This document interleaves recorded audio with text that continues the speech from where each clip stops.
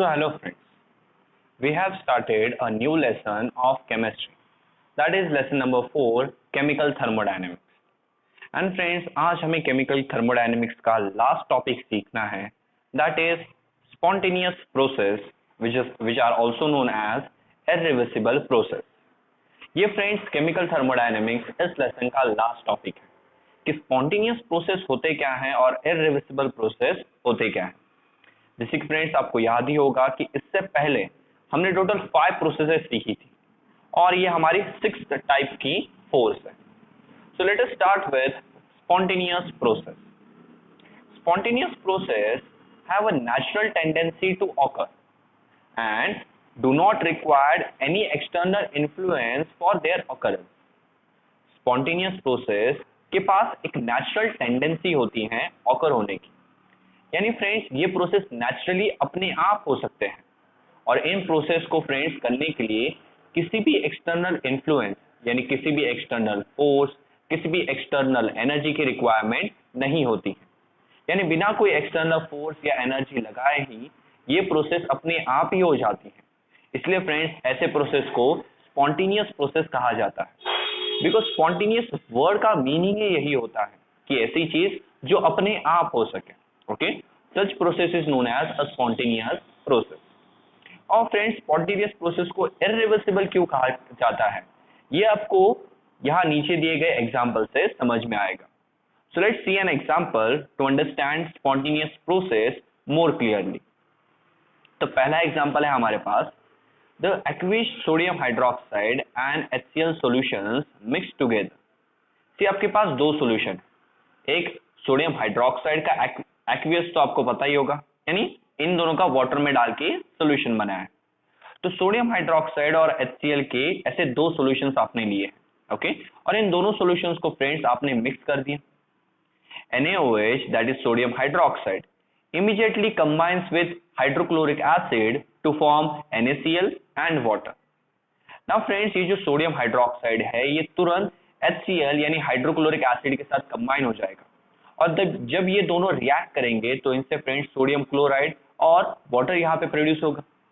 As you know friends कि ये एक न्यूट्रलाइजेशन रिएक्शन है जहाँ एक एसिड की रिएक्शन एक बेस के साथ होती है एंड जब भी एक एसिड बेस के साथ रिएक्ट करेगा तो वहां पे सॉल्ट और वाटर ही प्रोड्यूस होने वाला है. तो फ्रेंड्स अगर आप ये रिएक्शन देखें तो इस रिएक्शन को होने के लिए आपको कोई भी फोर्स या कोई भी एनर्जी नहीं लगानी पड़ी. ओके, ये रिएक्शन फ्रेंड्स अपने आप हो गया and this reaction occur on its own, यानी वो अपने आप हो गया है. ओके, यहाँ पे नो एक्सटर्नल फोर्स और energy is required for the reaction to occur. इस रिएक्शन को होने के लिए कोई भी एक्सटर्नल फोर्स या एनर्जी की रिक्वायरमेंट हमें नहीं है. इसलिए फ्रेंड्स ऐसे रिएक्शंस को स्पॉन्टेनियस रिएक्शन कहा जाता है. और ये जो रिएक्शन है फ्रेंड्स वो एक ही डायरेक्शन में होगा, यानी NaOH HCl के साथ कंबाइन होके सॉल्ट और वाटर प्रोड्यूस कर सकते हैं, बट सॉल्ट और वाटर आपस में रिएक्ट करके एसिड और बेस कभी प्रोड्यूस नहीं कर पाएंगे. तो ये रिएक्शन फॉरवर्ड डायरेक्शन में तो हो सकता है बट बैकवर्ड डायरेक्शन में नहीं हो सकता. इसलिए फ्रेंड्स स्पॉन्टेनियस प्रोसेस को इरिवर्सिबल प्रोसेस कहा जाता है कि जो सिर्फ एक ही डायरेक्शन में हो सकती है, अपोजिट डायरेक्शन में पॉसिबल नहीं है. ओके, अगर आपको अपोजिट डायरेक्शन में करवानी है कोई प्रोसेस तो उसके लिए आपको फोर्स लगानी पड़ेगी. Okay, this is a spontaneous. ये प्रोसेस फ्रेंड्स स्पॉन्टेनियस है यानी अपने आप होती है. The process stops when hydrochloric acid और NaOH is consumed. See friends ये प्रोसेस तब स्टॉप हो जाएगी जब हाइड्रोक्लोरिक एसिड या सोडियम हाइड्रोक्साइड दोनों में से कोई भी एक कंज्यूम हो जाए यानी खत्म हो जाए. ओके, दोनों में से कोई एक खत्म हो गया फ्रेंड्स तो रिएक्टेंट बचे ही नहीं है, इसलिए उस केस में रिएक्शन आगे प्रोसीड यानी आगे बढ़ेगा ही नहीं. ओके, सपोज HCl खत्म हो गया, अगर HCl खत्म हो गया अभी NaOH किसके साथ रिएक्ट करेगा, किसी के साथ नहीं, तो उस केस में ये रिएक्शन वहीं पे स्टॉप हो जाएगा. NaCl is dissolved in water. It does not react with water to produce sodium hydroxide and HCl. जैसे कि मैंने बताया था फ्रेंड्स कि ये जो NaCl है सॉल्ट है, ये वाटर में डिसॉल्व हो जाएगी. ये दोनों आपस में रिएक्ट करके NaOH और HCl वापस से प्रोड्यूस नहीं कर सकते बिकॉज ये एक इरिवर्सिबल रिएक्शन है जो रिवर्स डायरेक्शन में अपोजिट डायरेक्शन में नहीं हो सकती। ओके, हमेशा याद रखिए friends, all spontaneous process are irreversible, कि वो एक ही डायरेक्शन में होगी, बिना फोर्स लगाए वो अपोजिट डायरेक्शन में नहीं हो सकती friends. Okay, let's see second example. ये तो आप हमेशा देखते हो, water falls from higher level to lower level. See friends, सबको पता है कि वाटर हायर लेवल से लोअर लेवल तक गिरता है। It is not necessary to apply external force. पानी को फ्रेंड्स ऊपर से नीचे लाने के लिए कोई भी फोर्स की रिक्वायरमेंट नहीं होती। जैसे कि आप सबको पता है, हम सबके घर के ऊपर टैंक्स बने हैं, और उन वाटर टैंक्स से फ्रेंड्स पानी हमारे नलों में आता है, यानी टैप्स में आता है। क्या आप उसके लिए कोई मोटर लगाते हो? ऑफ कोर्स नहीं। पानी ऊपर होता है, जस्ट नल चालू करना है और पानी नीचे आ जाएगा। उस केस में आपको वहां पे कोई भी फोर्स नहीं लगानी पड़ती। तो ये फोर्स भी कैसी है फ्रेंड्स, या ये प्रोसेस भी कैसी है? एक स्पॉन्टेनियस प्रोसेस, यानी जो अपने आप होती है। ओके, जैसे कि सी, यहाँ पे मेरे पास दो जार्स रखे हैं फ्रेंड्स। एक जार रखा है मैंने हायर लेवल पे और दूसरा जार रखा है लोअर लेवल पे, और दोनों जो जार्स को फ्रेंड्स मैंने एक पाइप से यहाँ पे कंबाइन किया है। ओके, सॉरी, कंबाइन नहीं, जॉइंट किया है। तो फ्रेंड्स एज यू सी, ये जो वाटर है ये हायर लेवल पे है, तो यहां से वाटर फ्लो होके आएगा इस नीचे वाले जार में जो कि लोअर लेवल पे है, और ये जो प्रोसेस है फ्रेंड्स ये अपने आप होती रहेगी। ओके, तो फ्रेंड्स ये प्रोसेस स्टॉप कब होगी? ये प्रोसेस फ्रेंड्स तब स्टॉप होगी जब यहाँ का प्रेशर और यहाँ का प्रेशर दोनों इक्वल हो जाए, यानी यहाँ की लेवल और ये वाली लेवल फ्रेंड्स इक्वल हो जाए, उस वक्त पानी का फ्लो यहाँ पे स्टॉप हो जाएगा। The flow ceases when two levels become equal or when the equilibrium is reached। जैसे कि मैंने कहा था फ्रेंड्स, फ्लो तब स्टॉप हो जाएगा जब दोनों जगह लेवल इक्वल हो जाए, और यहाँ लेवल इक्वल होने का मतलब पानी की लेवल नहीं, प्रेशर की लेवल। यहाँ का प्रेशर और यहाँ का प्रेशर जैसे ही इक्वल हो जाता है, पानी फ्रेंड्स फ्लो होना स्टॉप कर देगा। ओके, और उस केस में हम बोलेंगे कि ये जो हमारा प्रोसेस है वो इक्विलिब्रियम पे आ गया। ओके, ये प्रोसेस कहाँ पे पहुंच गई? इक्विलिब्रियम पे। सो ये तो हमारा एक डेली लाइफ का ही एग्जाम्पल था। Let us see one more example. Ice melt spontaneously above 0 degree Celsius. ये आपने जरूर देखा होगा फ्रेंड्स, ये आप भी कर सकते हैं। फ्रिज में से एक आइस का पीस निकालना है या आइस का क्यूब निकालना है, और उसे एक टेबल में रख देना है। ओके, सॉरी, एक प्लेट में रख देना है। नाउ फ्रेंड्स, अगर आप उसे एक प्लेट में रख दोगे तो plate friends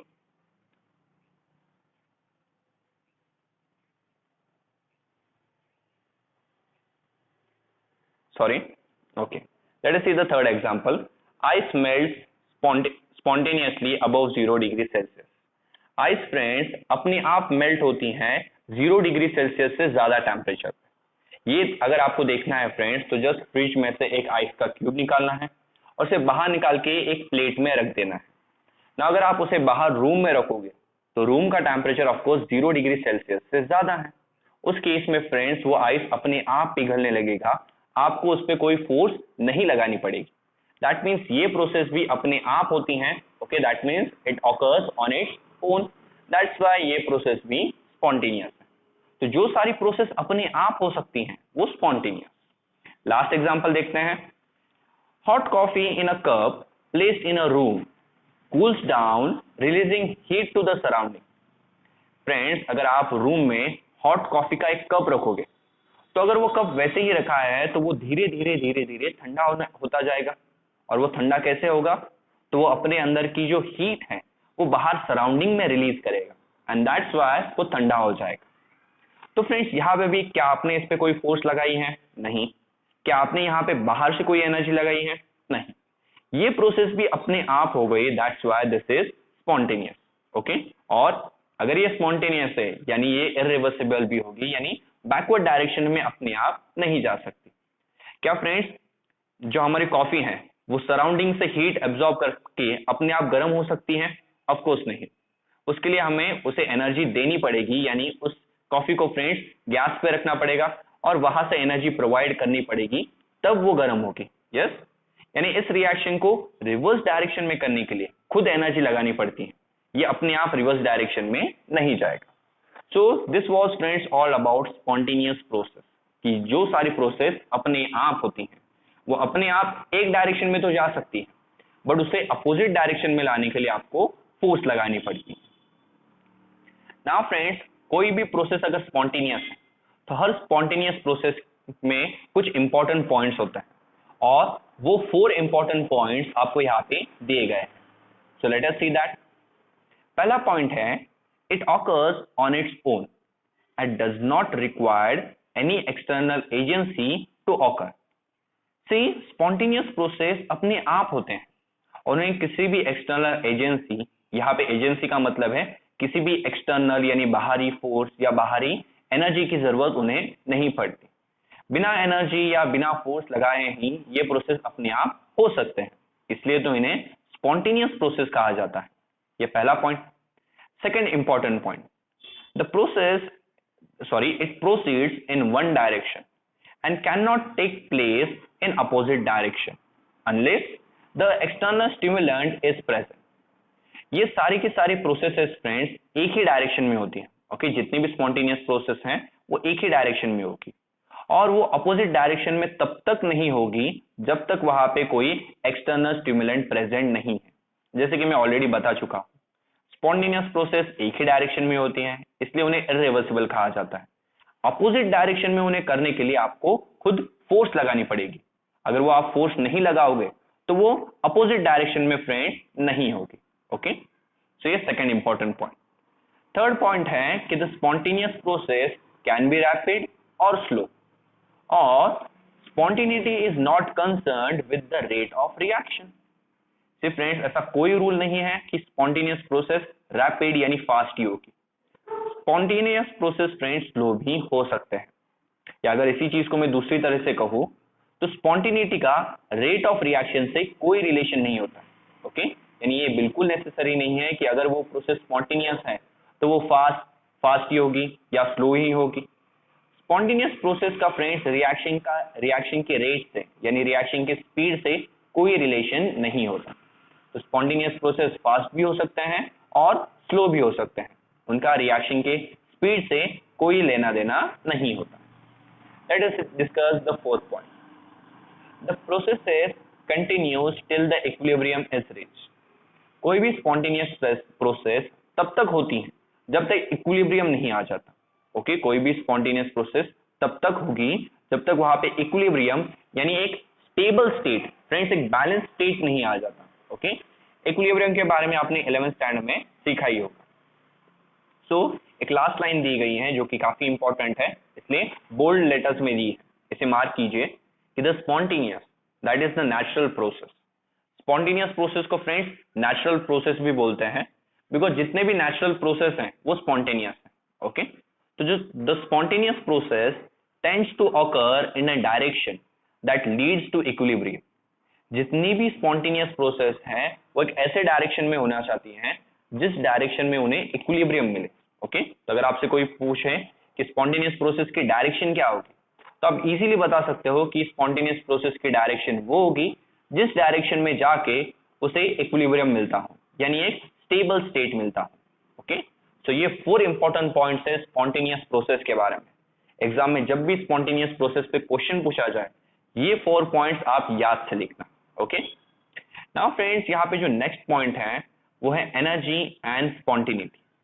now see, chemical thermodynamics, इस पूरे लेसन में हमने एनर्जी से रिलेटेड डिस्कशन किया है, बिकॉज केमिकल थर्मोडायनेमिक्स एक ऐसी ब्रांच है जो एनर्जी का ही फ्रेंड्स ट्रांसफर डिस्कस करती है। और एनर्जी का एक्सचेंज हमने 2 फॉर्म में देखा, एक हीट के फॉर्म में और एक वर्क के फॉर्म में। तो इसी एनर्जी का स्पॉन्टेनिटी से क्या रिलेशन है वो हमें देखना है। ओके, कि एनर्जी कैसे हमें बता सकती है कि कोई प्रोसेस अपने आप होगी या अपने आप नहीं होगी। चलो स्टार्ट करते हैं। The spontaneous reaction takes place in a direction in which energy of the system is lower. See friends, spontaneous reaction हमेशा उस डायरेक्शन में जाते हैं जिस डायरेक्शन में जाने के बाद सिस्टम की जो एनर्जी है वो कम हो जाएगी। एक्चुअली फ्रेंड्स, ये एक नेचर का बेसिक रूल है। दुनिया में कोई भी चीज हो, ओके, कोई भी चीज, वो हमेशा लोअर एनर्जी वाले स्टेट में रहना चाहती है, बिकॉज लोअर एनर्जी वाले स्टेट में वो सबसे ज्यादा स्टेबल है। तो स्पॉन्टेनियस रिएक्शन भी क्या करता है, वो एक ऐसी डायरेक्शन चूज करता है कि जिस डायरेक्शन में जाने पर सिस्टम की एनर्जी कम हो जाए और सिस्टम स्टेबल हो जाए। ओके, इसलिए वो प्रोसेस अपने आप हो जाती है। It is accompanied by release of energy. और स्पॉन्टेनियस रिएक्शन ये करता कैसे है, यानी वो सिस्टम की एनर्जी को कम कैसे करता है? तो काफी सिंपल है फ्रेंड्स, एनर्जी को रिलीज करके। ओके, स्पॉन्टेनियस रिएक्शन में क्या होता है कि एनर्जी रिलीज होती है, और एनर्जी जैसे ही रिलीज हो गई, सिस्टम की जो एनर्जी है वो लोअर्ड हो जाती है, यानी कम हो जाती है। ओके, इससे तो एक समझ में आता है फ्रेंड्स कि जिस भी रिएक्शन में एनर्जी रिलीज हो वो स्पॉन्टेनियस होगा। ओके, एनर्जी रिलीज होने का मतलब कि वो एक एक्सोथर्मिक रिएक्शन है। जैसे कि हमने अभी देखा था कि the reaction between sodium hydroxide and hydrochloric acid is exothermic and is spontaneous. जैसे कि हमने देखा था कि सोडियम हाइड्रोक्साइड और HCl के बीच का जो रिएक्शन है वो एक्सोथर्मिक है, बिकॉज वहां पे हीट रिलीज होती है। और ये हमें कैसे समझा? Simple, standard heat of reaction. ये friends standard enthalpy of reaction है, या इसे स्टैंडर्ड हीट ऑफ रिएक्शन भी आप बुला सकते हो। अगर आप यहाँ पे एंथैल्पी देखो तो वो एंथैल्पी नेगेटिव है। एंथैल्पी नेगेटिव तभी होती है जब हीट बाहर रिलीज होती है, और हीट अगर यहाँ पे रिलीज हुई है यानी ये एक्सोथर्मिक रिएक्शन। तो यहाँ पे 57 किलो जूल्स की हीट रिलीज हुई है, दैट मीन्स ये एक्सोथर्मिक है, और उसी के साथ ये स्पॉन्टेनियस भी है। यानी फ्रेंड्स अगर रिएक्शन एक्सोथर्मिक है तो वो स्पॉन्टेनियस होगा। अब तक हमें यहाँ से यही समझ में आया है। बट फ्रेंड्स इससे एक एक्सेप्शनल केसेस भी हैं, यानी हमेशा ऐसा ही ट्रू हो ये जरूरी नहीं। इसके अपोजिट जो केसेस है वो भी आपको यहाँ पे दिए गए हैं। जैसे on the other hand, ice melt spontaneously above 0 degree Celsius bye absorbing heat from the surrounding, it is endothermic. आपने अभी अभी और एक एग्जाम्पल देखा था जिसमें आपने देखा कि जो आइस है वो अपने आप मेल्ट हो जाती हैं 0 डिग्री सेल्सियस से एक बड़े टेम्परेचर पे। और मेल्ट होने के लिए फ्रेंड्स आइस क्या करती हैं, अपने सराउंडिंग से हीट एब्जॉर्ब करती हैं। ओके, वो क्या एब्जॉर्ब करेगी? हीट एब्जॉर्ब करेगी। और जहां पे हीट एब्जॉर्ब हो रही है वो तो एक एंडोथर्मिक रिएक्शन। तो फ्रेंड्स यहाँ पे ये प्रोसेस स्पॉन्टेनियस भी है, यानी अपने आप भी होती है, एज वेल एज यहाँ पे हीट रिलीज नहीं होती बल्कि उसका उल्टा होता है, हीट एब्जॉर्ब होती है। यानी फ्रेंड्स हीट का और स्पॉन्टेनिटी का कोई रिलेशन नहीं है। ओके, ऐसा बिल्कुल जरूरी नहीं है कि अगर हीट रिलीज हो तभी रिएक्शन स्पॉन्टेनियस है।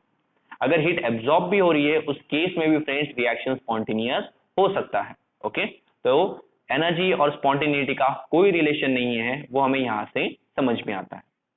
और एक एग्जांपल देखते हैं फ्रेंड्स जहां पे हीट अगेन एब्जॉर्ब होगी बट फिर भी वो रिएक्शन स्पॉन्टेनियस।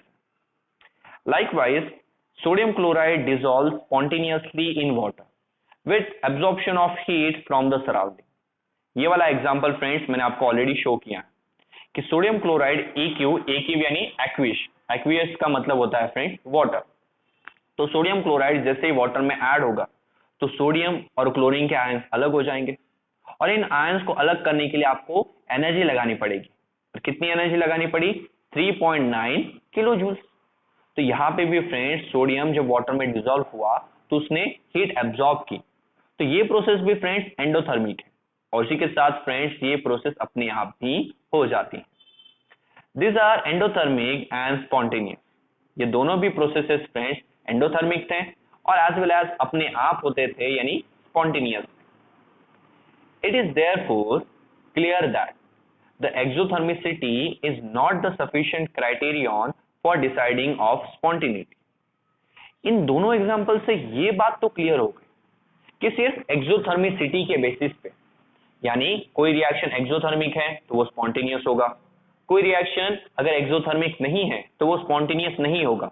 हम ये फ्रेंड्स बिल्कुल भी नहीं कह सकते, यानी जस्ट रिएक्शन एक्सोथर्मिक है या एंडोथर्मिक है ये देख के बता पाना कि वो रिएक्शन स्पॉन्टेनियस होगा यानी अपने आप होगा या अपने आप नहीं होगा, ये फ्रेंड्स बताना पॉसिबल नहीं है। तो जस्ट एंडोथर्मिक और एक्सोथर्मिक रिएक्शन एक्सोथर्मिक है या एंडोथर्मिक है ये देखना फ्रेंड्स जस्ट सफिशिएंट नहीं होता। इसके अलावा भी हमें एक फैक्टर कंसीडर करना पड़ेगा, जिस फैक्टर की मदद से हम ये बता पाएंगे कि वो जो गिवन रिएक्शन है वो गिवन रिएक्शन स्पॉन्टेनियस है या स्पॉन्टेनियस नहीं। स्पॉन्टेनियस का मतलब अपने आप होने वाला, नॉन स्पॉन्टेनियस का मतलब जो अपने आप नहीं होगा। तो वो जो दूसरा फैक्टर है friends, that is entropy. Entropy friends एक ऐसा फैक्टर है या एक ऐसी टर्म है जो आपको जस्ट ये बताने के लिए हेल्प करेगा कि कोई रिएक्शन अपने आप होगा या अपने आप नहीं होगा। स्पॉन्टेनिटी बताने के लिए ही फ्रेंड्स साइंटिस्ट ने एंट्रोपी इस टर्म को बनाया है ना। एंट्रोपी क्या है ये समझने के लिए हमें कुछ एग्जांपल्स दिए गए हैं। Okay, to know what entropy, consider the following processes. Entropy क्या है ये समझने के लिए नीचे कुछ प्रोसेसेस दिए गए हैं, वो देखिए। In solid state water molecules in ice are arranged in a definite order. See friends, आपको यहाँ पे आइस का स्ट्रक्चर शो किया गया है। अगर आप फ्रेंड्स, हम सबको पता है कि आइस सॉलिड फॉर्म में होता है और सॉलिड फॉर्म में मॉलिक्यूल्स एकदम सिस्टमैटिकली अरेंज होते हैं, जैसे कि आपको यहाँ पे दिख रहा है। When ice melts, the highly crystalline arrangement of water molecules collapse. जैसे ही फ्रेंड्स ये आइस मेल्ट हो जाएगा तो फ्रेंड्स ये जो अरेंजमेंट है मॉलिक्यूल की वो पूरी तरह से बिखर जाएगी और ये जो आइस है फ्रेंड्स वो लिक्विड वाटर में आ जाएगा। और लिक्विड वाटर में आने पर फ्रेंड्स अगर आप देखो तो यहाँ पे मॉलिक्यूल्स के बीच कोई भी प्रॉपर अरेंजमेंट नहीं है और बहुत सारी स्पेस आ गई है। The molecules become free in liquid state. यहाँ पे फ्रेंड्स सारे के सारे मॉलिक्यूल्स एकदम पैक्ड थे जब वो सॉलिड स्टेट में थे, पर जैसे ही आइस मेल्ट हो गया वो लिक्विड फॉर्म में आ गए और लिक्विड फॉर्म में वो फ्रेंड्स फ्री है, यानी ये सब के सब इधर उधर मूव हो सकते हैं जो पहले पॉसिबल नहीं था। An order state thus tends to become more disorder. तो फ्रेंड्स यहाँ पे ये जो स्टेट था सॉलिड स्टेट वो ज्यादा ऑर्डर्ड था, यानी ज्यादा प्रॉपर था, और ऑर्डर्ड से वो क्या बन गया, डिसऑर्डर, यानी एकदम फ्रेंड्स डिस्टर्ब हो गया। यस, इसी से ही फ्रेंड्स अगर आप देखें कि ये जो वाटर है इसे अगर आप और हीट करो तो ये वेपर फॉर्म में चला जाएगा। वेपर फॉर्म में फ्रेंड्स तो गैस के पार्टिकल्स तो एक दूसरे से काफी ज्यादा दूर होते हैं, वहां पे तो फ्रेंड्स डिसऑर्डरनेस यानी डिस्टर्बेंस फ्रेंड्स और भी ज्यादा बढ़ जाएगी। ओके, तो ये फ्रेंड्स जो डिसऑर्डरनेस है इसी कहते हैं हम एंट्रोपी। ओके, ये जो डिस्टर्बेंस है इसी डिस्टर्बेंस को या इसी डिसऑर्डरनेस को क्या कहा जाता है, एंट्रोपी। तो यहाँ पे अगर आप देखोगे तो सॉलिड लिक्विड में कन्वर्ट हुआ, लिक्विड गैस में कन्वर्ट हुआ। सॉलिड में डिस्टर्बेंस डिसऑर्डरनेस बिल्कुल भी नहीं थी, बिल्कुल भी उथल पुथल नहीं थी।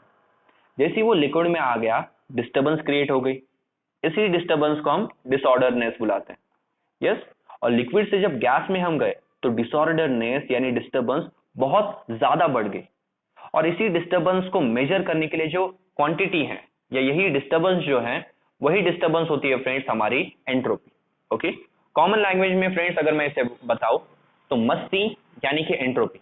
ओके, कोई भी स्टूडेंट कितना मस्तीखोर है तो उसकी जो मस्ती होती है दैट इज उसकी एंट्रोपी, कि वो क्लास को कितना डिस्टर्ब कर सकता है, तो वो जो डिस्टर्बेंस है उसकी वो उसकी एंट्रोपी होती है। ओके, उसी तरह when a liquid water vaporizes, gas water molecules move freely and randomly in the available space. A less disordered state becomes highly disordered. जब friends liquid water molecules heat होके गैस वेपर फॉर्म में चले जाते हैं तभी ये molecules friends और randomly और इधर उधर मूव हो सकते हैं। तो यहाँ पे भी फ्रेंड्स डिस्टर्बेंस थी बट थोड़ी सी कम डिस्टर्बेंस थी। यहाँ पे फ्रेंड्स डिस्टर्बेंस बहुत ज्यादा बढ़ गई, यानी मैं इसे ऐसा बोल सकता हूं कि हम एक लेस डिसऑर्डर स्टेट से हाईली डिसऑर्डर स्टेट में चले गए। यस, ये हमारा लेस डिसऑर्डर स्टेट है, उससे हम एक हाईली डिसऑर्डर स्टेट में चले गए हैं। Okay, during melting of ice और vaporisation of liquid water during melting of ice or the vaporization of liquid water, the disorderness or randomness increases. See friends, ice का मेल्ट होना या liquid water का gaseous form में convert होना, तो solid से liquid और लिक्विड टू गैस आने तक हमारी जो डिसऑर्डरनेस है वो इंक्रीज हुई है। डिसऑर्डरनेस को हम रैंडमनेस भी बुला सकते हैं। यहाँ पे मॉलिक्यूल्स रैंडमली मूव नहीं कर सकते, यहाँ पे मॉलिक्यूल्स थोड़ा सा रैंडमली मूव कर सकते हैं, और गैस में तो फ्रेंड्स रैंडमनेस की कोई लिमिट ही नहीं है, यहाँ पे तो वो बहुत ही ज्यादा रैंडमली मूव कर सकते हैं। तो सॉलिड से गैस तक आने तक हमारी रैंडमनेस या डिसऑर्डर फ्रेंड्स इंक्रीज हुआ है। द डिसऑर्डर और randomness is measured by entropy. जैसे कि मैंने बताया था कि इसी डिसऑर्डरनेस या रैंडमनेस को मेजर करने के लिए हमारे पास है एंट्रोपी, और इस एंट्रोपी को फ्रेंड्स हम डिनोट करते हैं एस से। एंट्रोपी का सिंबल क्या है? S. Greater the disorder of a system, larger is it's entropy. Friends entropy यानी रैंडमनेस, तो जितना ज्यादा डिसऑर्डरनेस यानी जितना ज्यादा रैंडमनेस होगा उतनी ही ज्यादा बड़ी उस सिस्टम की एंट्रोपी होगी। Okay, the melting of ice and vaporisation of liquid water shows that disorder and hence entropy of a substance increases as it passes from solid to liquid and to gas। See friends, ये जो water वाला example लिया जहाँ पे ice melt होता है water liquid water में, और ये लिक्विड वाटर वेपराइज होता है वाटर वेपर में, तो सॉलिड से लिक्विड तक आने पे और लिक्विड से गैस तक आने में हमारी जो रैंडमनेस है वो रैंडमनेस बढ़ गई, और रैंडमनेस ही क्या होती है फ्रेंड्स? एंट्रोपी। तो मैं ऐसा भी बोल सकता हूँ कि सॉलिड से लिक्विड तक आने पे और लिक्विड से गैस तक आने पे हमारी जो एंट्रोपी है वो एंट्रोपी यहाँ पे इंक्रीज हुई है। ओके, एंट्रोपी क्या हुई है फ्रेंड्स? इंक्रीज हुई। In both processes entropy change that is delta S is greater than 0। Of course friends, ice का मेल्ट होना और लिक्विड का वेपराइजेशन होगा, ऐसी दो प्रोसेसेस यहाँ पे हुई है। पहला मेल्टिंग ऑफ आइस और दूसरा वेपराइजेशन। दोनों ही प्रोसेस में आपकी एंट्रोपी इंक्रीज ही हुई है फ्रेंड्स, और अगर एंट्रोपी इंक्रीज हुई है यानी change in entropy greater than 0 होगा, ऑफकोर्स उसकी वैल्यू 0 से बड़ी होगी। ऑफकोर्स यहाँ पे कोई चेंज हुआ है, और जब भी चेंज होगा तो चेंज इन एंट्रोपी की वैल्यू थोड़ी 0 से बड़ी होगी। नाउ फ्रेंड्स, एंट्रोपी को समझने के लिए यहाँ पे और एक एग्जांपल दिया गया है कि पहला है dissolution of solid iodine in water. हमारे पास फ्रेंड्स सॉलिड आयोडीन है और उसे हम वाटर में डाल रहे हैं। ओके, तो फ्रेंड्स ये जो प्रोसेस है ये भी अपने आप हो जाएगी। क्यों? बिकॉज यहाँ पे हम एक ऑर्डर स्टेट से एक डिसऑर्डर स्टेट में जा रहे हैं। याद रखिए फ्रेंड्स, नेचर में जितने भी प्रोसेस हैं वो रैंडमनेस में रहना चाहते हैं। ओके, नेचर के ये प्रॉपर्टी है फ्रेंड्स कि उसे रैंडमली रहना है। ओके, तो वो ट्राई करती है कि किसी तरह से ऑर्डर स्टेट से रैंडम स्टेट में जाया जाए। इसलिए फ्रेंड्स जो आइस है वो सॉलिड फॉर्म में था, वो मेल्ट क्यों हुआ? बिकॉज उसे इस ऑर्डर स्टेट से एक रैंडम स्टेट डिसऑर्डर स्टेट में जाना था। फिर जब आप लिक्विड देखते हो, लिक्विड फ्रेंड्स वेपराइज हो जाता है, यस इवेपोरेशन होता है, और इवेपोरेशन होके फ्रेंड्स वो गैसियस फॉर्म में चला जाता है। क्या ये प्रोसेस भी अपने आप होती है? ऑफकोर्स अपने आप होती है, बट ये अपने आप क्यों होती है?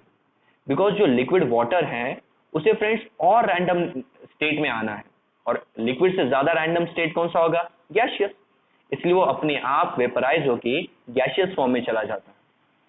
तो फ्रेंड्स जितनी भी स्पॉन्टेनियस प्रोसेस है वो एंट्रोपी को बढ़ाती हैं। ओके, और वो उसी डायरेक्शन में होगी जिस डायरेक्शन में जाते वक्त हमारे एंट्रोपी यानी हमारी रैंडमनेस बढ़ती है। जैसे यहाँ पे आयोडीन सॉलिड फॉर्म में, तो सॉलिड फॉर्म में फ्रेंड्स इस तरह से होगा, करेक्ट। अभी उसे आप जैसे ही लिक्विड में डालोगे यानी वाटर में डालोगे, उसके जो सारे मॉलिक्यूल्स है वो सारे मॉलिक्यूल्स फ्रेंड्स इस तरह से अलग हो जाएंगे।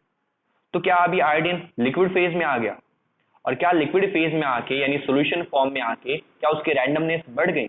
ऑफकोर्स बढ़ी। और अगर एंट्रोपी बढ़ी है फ्रेंड्स यानी रैंडमनेस इंक्रीज हुई है, तो चेंज इन एंट्रोपी ये हमेशा पॉजिटिव होगा। इसलिए ये वाली जो रिएक्शन है फ्रेंड्स वो रिएक्शन भी अपने आप हो जाती है। The solid iodine dissolves in water, iodine molecules move randomly.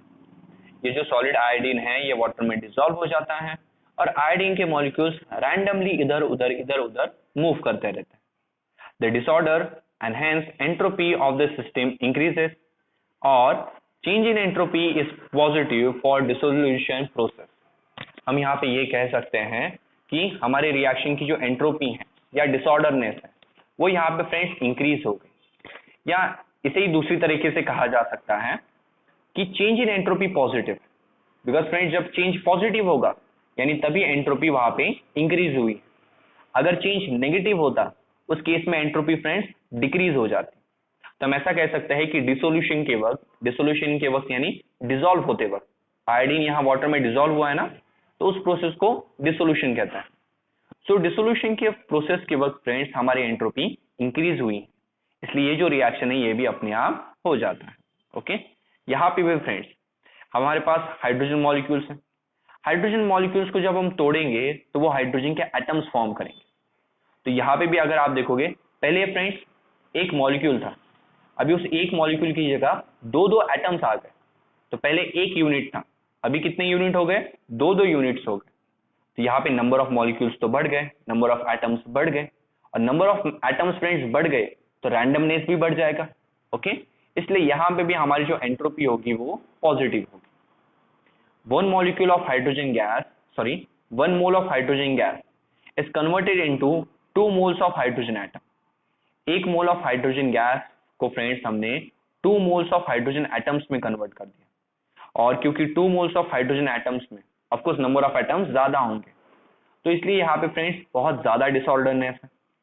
Larger disorder is associated with separate hydrogen atoms then with hydrogen molecule. सिर्फ फ्रेंड्स रैंडमनेस हाइड्रोजन के एटम्स के बीच ज्यादा होगी, बिकॉज यहाँ पे फ्रेंड्स दोनों एटम्स इधर उधर कहीं पे भी मूव हो सकते हैं।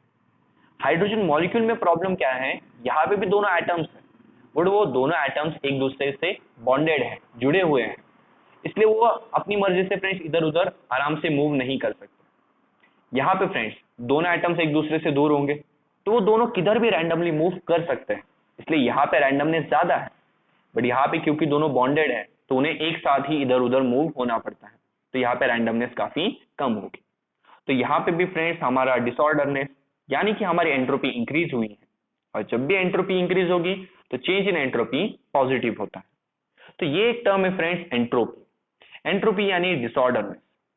जैसे कि फ्रेंड्स इसे समझने के लिए एक बेस्ट एग्जांपल है स्टूडेंट्स। क्लास में फ्रेंड्स स्टूडेंट्स को शांत रहना है क्या? ऑफ कोर्स नहीं। ओके, स्टूडेंट्स को क्या करनी है? मस्ती, बिकॉज ये नेचर की फ्रेंड्स प्रॉपर्टी है कि उसे डिसऑर्डरनेस यानी मस्ती वाले स्टेट में रहना। तो ऑफ कोर्स वो फ्रेंड्स अपनी एंट्रोपी बढ़ाएंगे, बट हम टीचर क्या करते हैं, उन्हें डिसिप्लिन में रखते हैं। ओके, इसलिए फ्रेंड्स वो इस तरह सॉलिड फॉर्म में रहता है, बट जैसे ही हम बाहर चले जाएंगे, ओके, उन्हें देखने के लिए कोई नहीं है, वो तुरंत मस्ती करेंगे और तुरंत फ्रेंड्स ऐसी अरेंजमेंट से लिक्विड और लिक्विड से फ्रेंड्स गैस की अरेंजमेंट में आ जाते हैं। ओके, तो जिस तरह स्टूडेंट फ्रेंड्स मस्ती वाले स्टेट में ज्यादा रहना चाहते हैं, उसी तरह फ्रेंड्स ये जो मॉलिक्यूल्स हैं ये भी रैंडमनेस वाले ऑर्डर में ज्यादा रहने चाहते हैं। तो जो भी स्पॉन्टेनियस प्रोसेस है वो एक ऐसे डायरेक्शन में होती हैं जहां पे हमारे रैंडमनेस यानी डिसऑर्डरनेस इंक्रीज होना चाहती है। ओके, नाउ फ्रेंड्स इस एंट्रोपी को मेजर करने के लिए यानी इसे कैलकुलेट करने के लिए हमारे पास एक फॉर्मूला है। Late us see that formula. Quantitative definition of entropy. Now friends quantitative यानी वैल्यूज के टर्म में, क्वांटिटी की टर्म में अगर आपको एंट्रोपी को बताना है तो आप कैसे बताओगे? तो काफी सिंपल है। Entropy is a measure of molecular disorderness और रैंडमनेस। ये एंट्रोपी की डेफिनेशन है कि एंट्रोपी मॉलिक्यूल्स की डिसऑर्डरनेस यानी मॉलिक्यूल्स की रैंडमनेस को मेजर करती है। An entropy change of a system is equal to the amount of heat transferred to it in reversible manner divided by the temperature in Kelvin at which the transfer takes place. Now friends, किसी भी system का जो entropy change है यानी change in entropy वो equal to है उस heat को, जो हीट उस सिस्टम को दी गई है फ्रेंड्स रिवर्सिबल मैनर में। इसलिए फ्रेंड्स Q के साथ यहाँ पे ReV लिखा है। इस ReV का मतलब क्या है कि हीट रिवर्सिबल मैनर में प्रोवाइड की गई है और डिवाइडेड बाय द टेम्परेचर, जिस टेम्परेचर पे फ्रेंड्स हमने ये हीट हमारे सिस्टम को दी है, तो उस हीट से उस टेम्परेचर को डिवाइड करना है। आपको वहां पे समझ में आ जाएगा कि आपकी चेंज इन एंट्रोपी कितनी है। यहाँ पे भी फ्रेंड्स एक बात आपको याद रखनी है कि एंट्रोपी कैलकुलेट नहीं हो सकती। Okay, it is impossible to calculate entropy. हम कैलकुलेट कर सकते हैं change in entropy. Okay, because friends कोई स्टूडेंट या कोई किड कितना मस्तीखोर है आप कैसे बता सकते हो? ऑफ कोर्स नहीं बता सकते, बट आज उसने मस्ती कम की है या ज्यादा की है वो तो आप इजीली बता सकते हो ना। सपोज उसने कल 10 बच्चों के साथ झगड़ा किया, आज सिर्फ 4 बच्चों के साथ झगड़ा किया है, तो आज फ्रेंड्स उसकी जो मस्ती है वो थोड़ी सी कम हो गई, यानी एंट्रोपी का जो चेंज है वो यहाँ पे कम आया है। तो मस्ती में कितना चेंज हुआ है वो आप बता सकते हो, वो स्टूडेंट या वो किड कितना मस्तीखोर है ये आप कभी नहीं बता सकते। ओके, तो वही फ्रेंड्स मैटर के साथ होता है कि चेंज इन एंट्रोपी तो बताया जा सकता है बट एंट्रोपी कितनी है वो बताई नहीं जा सकती। अभी जैसे कि आपको बताएं हीट का यूनिट क्या है, जूल्स, और टेम्परेचर का यूनिट होता है केल्विन, और क्योंकि टेम्परेचर अपॉन में है यहाँ केल्विन रेज टू -1 हो जाएगा। तो चेंज इन एंट्रोपी का यूनिट होता है जूल्स पर केल्विन। क्या है unit? Joules per kelvin. Entropy or its change is a state function and depends upon initial and final states of the system and not on the path connecting the two states। जैसे कि friends मैं आपसे हमेशा कहता हूं, जैसे अगर मैं बोलूं कि कोई चीज स्टेट फंक्शन है, आपको वहां पे तीन चीजें रिपीट करनी है। पहली कि वो इनिशियल और फाइनल स्टेट पे डिपेंड करेगा, सेकेंड वो पाथ इंडिपेंडेंट है, और थर्ड कि change of state function in a cyclic process is zero. Okay, ये तीन बातें आपको हर स्टेट फंक्शन के लिए याद रखनी है। तो फ्रेंड्स जो हमारी एंट्रोपी है या चेंज इन एंट्रोपी, ये दोनों भी फ्रेंड्स स्टेट फंक्शन है, यानी ये दोनों इनिशियल और फाइनल स्टेट पे डिपेंड नहीं करेंगे, दोनों के दोनों फ्रेंड्स पाथ इंडिपेंडेंट है और चेंज इन साइक्लिक प्रोसेस इनका जीरो होता है। ओके, तो फ्रेंड्स ये काफी इंपॉर्टेंट पॉइंट है, बिकॉज जब भी एंट्रोपी पे क्वेश्चन पूछा जाए कि व्हाट इज एंट्रोपी, तब आपको ये वाला पॉइंट वहां पे राइट डाउन करना है ना। आप सबके मन में फ्रेंड्स एक क्वेश्चन होगा, ये जो फॉर्मूला है ये फॉर्मूला आया कैसे, यानी कैसे एंट्रोपी हीट को डायरेक्टली प्रोपोर्शनल है और टेम्परेचर को friends inversely proportional. Okay, change in entropy और हीट फ्रेंड्स डायरेक्टली प्रोपोर्शनल है, और चेंज इन एंट्रोपी और टेम्परेचर कैसे प्रोपोर्शनल है? Inversely proportional, because temperature upon में, और जो भी चीज अपॉन में होगी वो inversely proportional.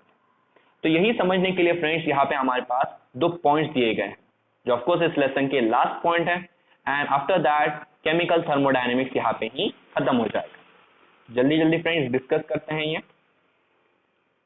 When heat is added to a system, the molecular motion increases owing to increase of their kinetic energy। ये तो फ्रेंड्स सबको पता है कि जब भी किसी सिस्टम को आप हीट सप्लाई करते हो तो हीट फ्रेंड्स उसके मॉलिक्यूल्स को मिलती है, मॉलिक्यूल्स वो हीट एब्जॉर्ब करते हैं और अपनी काइनेटिक एनर्जीज को बढ़ा देते हैं, और जैसी काइनेटिक एनर्जी बढ़ेगी तो काइनेटिक एनर्जी क्या है फ्रेंड्स? मोशन की एनर्जी है। तो अगर काइनेटिक एनर्जी बढ़ी तो वहां पे मोशन भी बढ़ जाएगी। This results in increase in molecular disorder and thus entropy of the system increases. तो फ्रेंड्स आपने यहाँ पे देखा कि जैसे आपने सिस्टम को हीट सप्लाई की, हीट सप्लाई करने पर उनकी काइनेटिक एनर्जी बढ़ गई, जैसे ही काइनेटिक एनर्जी बढ़ी तो उनकी मोशन भी बढ़ गई, और मोशन की वजह से वहां पे और डिसऑर्डरनेस यानी रैंडमनेस आ गई। तो इसकी मदद से हम ये कह सकते हैं कि जो हीट है वो चेंज इन एंट्रोपी को प्रोपोर्शनल है, प्रोपोर्शनल यानी डायरेक्टली प्रोपोर्शनल। इसी की वजह से फ्रेंड्स ये जो हीट है वो यहाँ पे न्यूमरेटर में प्रेजेंट है, बिकॉज ये दोनों एक दूसरे को डायरेक्टली प्रोपोर्शनल होते हैं। ओके, जितनी हीट दोगे उतनी एंट्रोपी या उतना डिसऑर्डरनेस वहां पे इंक्रीज होगा। फिर सेकंड पॉइंट आता है टेम्परेचर का। The effectiveness of addition of heat to increase randomness depends on the temperature. See friends, heat आप ऐड तो कर लोगे बट वो हीट एंट्रोपी को कितना बढ़ाएगी? सिस्टम में आप हीट ऐड तो कर दोगे बट वो हीट सिस्टम के एंट्रोपी को कितना बढ़ाएगा ये डिपेंड करता है टेम्परेचर पर।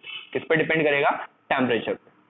अभी वो कैसे? तो देखो, if a certain amount of heat is added to a system at higher temperature, then disorder cause is lesser than, okay, if certain amount of heat is added to a system। see friends, अभी हम क्या करेंगे, हम दो system लेंगे। क्या करना है आपको? दो सिस्टम लेना, ये पहला सिस्टम दूसरा सिस्टम, दोनों ही फ्रेंड्स गैसियस सिस्टम है, इसमें भी गैस भरी है इसमें भी गैस भरी है। जस्ट ये वाला जो सिस्टम है वो हाई टेम्परेचर पे है, ये वाला जो सिस्टम है वो किस पे है? हाई टेम्परेचर पे, और ये वाला जो सिस्टम है फ्रेंड्स वो लो टेम्परेचर पे। तो हाई टेम्परेचर पे है इसलिए यहाँ पे मॉलिक्यूल्स फ्रेंड्स एक दूसरे से काफी दूर है, और बिकॉज ये लो टेम्परेचर पे है तो यहाँ पे मॉलिक्यूल्स ऑफकोर्स एक दूसरे के पास होंगे। तो आप एक ऐसा सिस्टम लो और इस सिस्टम में फ्रेंड्स क्यू अमाउंट की हीट डाल दो। कितनी हीट डाली आपने? क्यू।